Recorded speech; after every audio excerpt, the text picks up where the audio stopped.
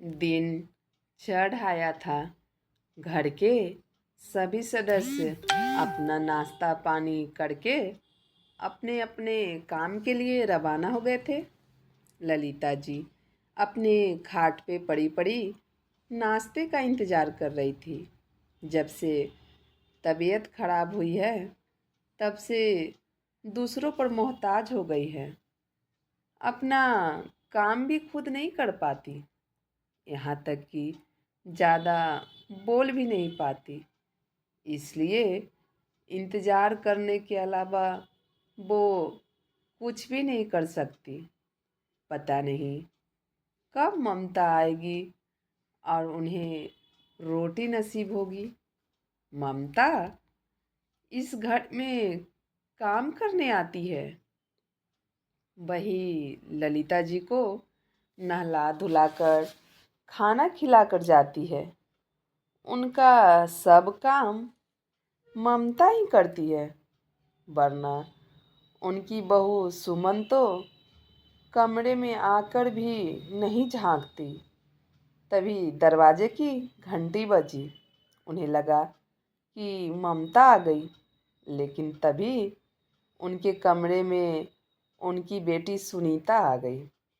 अपनी माँ को देखते ही बोली, अरे माँ, कैसी हो तुम? ये क्या, अभी तक नहाई धोई भी नहीं तुम?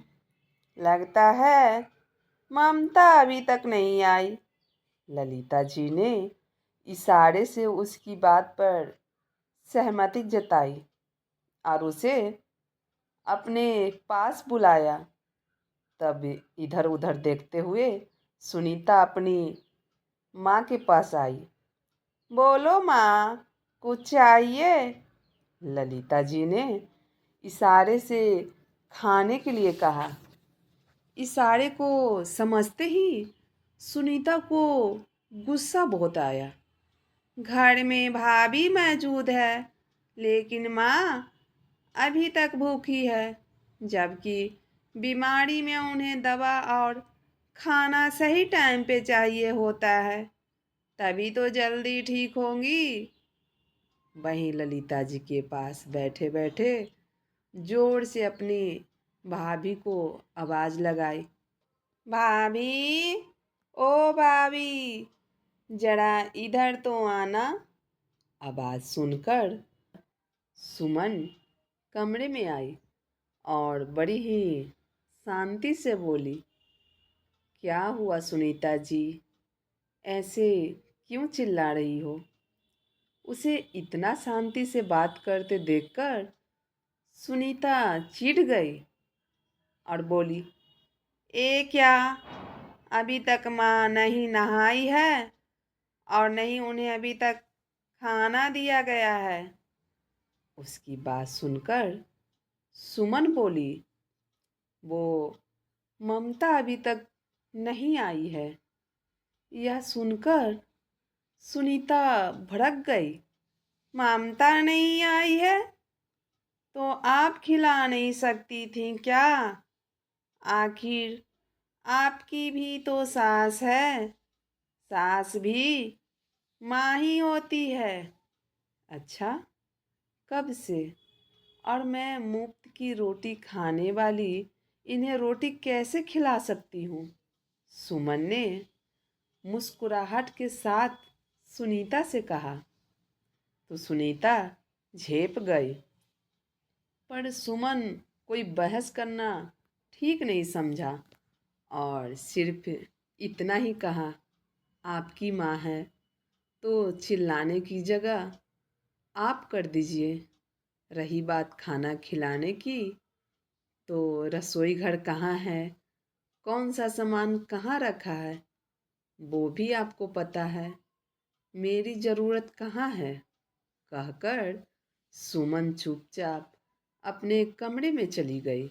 सुनीता खुद ही उठी और चुपचाप रसोई से अपनी माँ के लिए पहले खाना लेकर आई और उन्हें खाना खिलाने लगी। इधर सुमन अपने कमरे में आ गई। कमरे में आने के बाद उसे याद आ गया वो दिन जब वो धीरज की पत्नी बनकर इस घर में आई थी। घर में सास ललिता जी, छोटा बेटा पवन और बेटी सुनीता थी।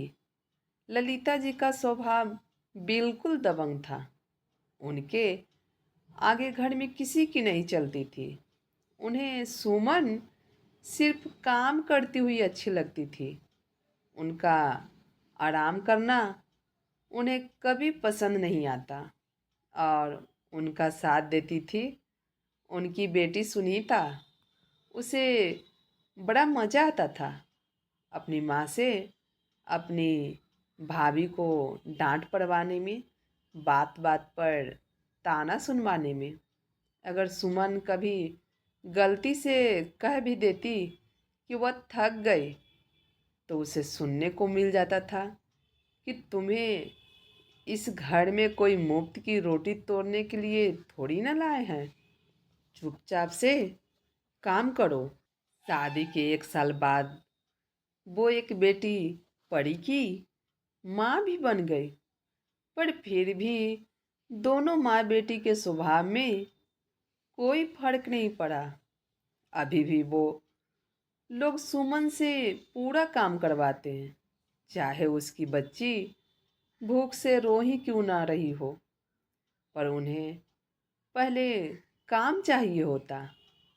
लेकिन सुमन की जिंदगी उस समय पूरी तरह से बदल गई जब उसके देवर पवन की शादी पक्की हुई। घर में शादी की तैयारियां चल रही थी, तो जाहिर सी बात है कि काम बहुत ज़्यादा बढ़ चुका था। उस दिन परी की तबीयत ज़्यादा खराब थी। पिछले कुछ दिनों से उसे बुखार आया जा रहा था। उसने बुखार की दवाई भी दी, लेकिन जब तक असर रहता तब तक ठीक रहती, और जैसे ही असर खत्म होता परी की तबीयत वापस खराब हो जाती। 2-3 दिन से सुमन डॉक्टर को दिखाने को भी कह रही थी, पर काम की अधिकता के कारण धीरज जा नहीं पा रहा था। और ललिता जी सुमन को अकेले कहीं जाने नहीं दे रही थी। उनका सिर्फ एक ही तकिया कलाम था। अरे बच्चे हैं, हाड़ी मारी चलती रहती है। अब छोटी छोटी चीज़ों के लिए डॉक्टर के पास थोड़ी ना जाएंगे। जा, चुपचाप काम कर। पर उस दिन परी रोए जा रही थी, यहाँ तक कि दूध भी नहीं पी रही थी। लेकिन ललिता जी का मन नहीं पसीज रहा था। सुमन उसे गोद में लेकर दूध पिलाने की कोशिश कर रही थी, तो ललिता जी ने उसे डांट दिया। अरे घर में शादी का काम है और तू बार बार बच्चे को लेकर बैठ जाती है।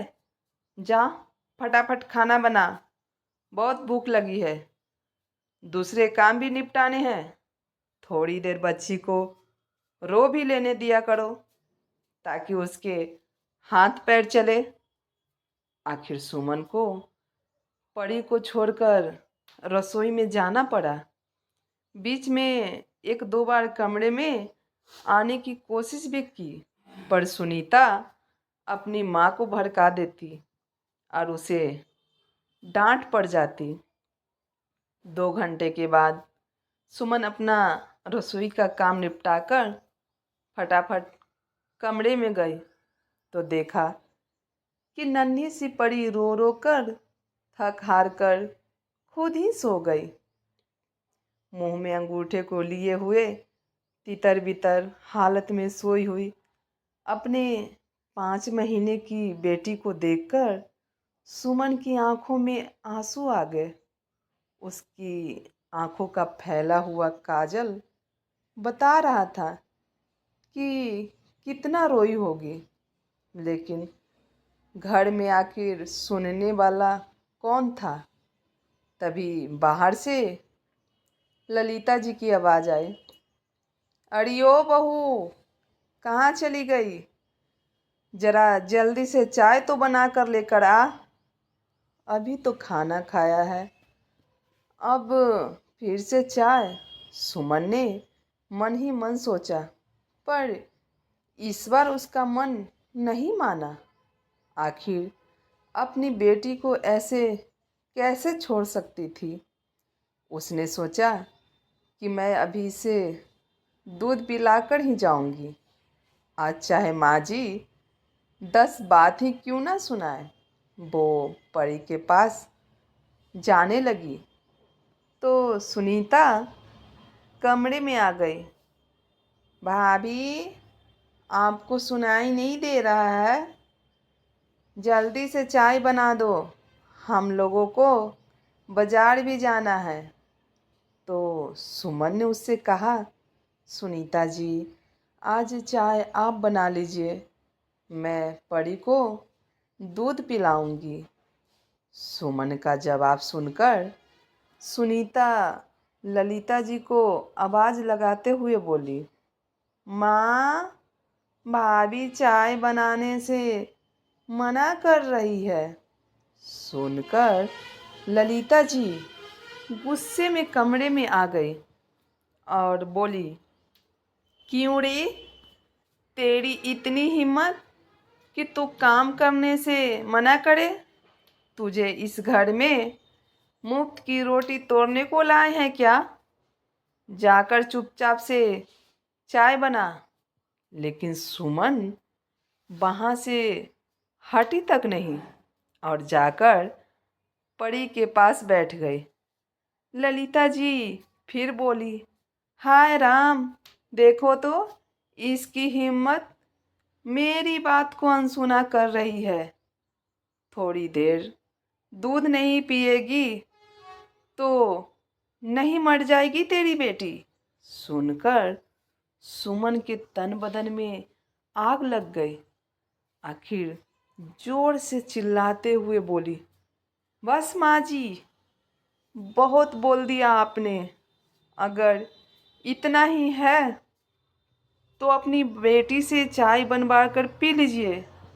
खुद तो खा पी कर बैठे हैं, पर मेरी बच्ची तो भूखी है, मैं उसे और भूखा नहीं रखूंगी। कह दिया। बस। इससे पहले ललिता जी कुछ कहती, सुमन ने परी को गोद में लेने के लिए उठाया। लेकिन ये क्या, परी तो कोई हलचल ही नहीं दिखा रही थी। उसने 2-3 बार परी को हिलाया डुलाया भी, लेकिन परी के शरीर में हलचल नजर ही नहीं आ रही थी। सुमन जोर से चिल्लाई।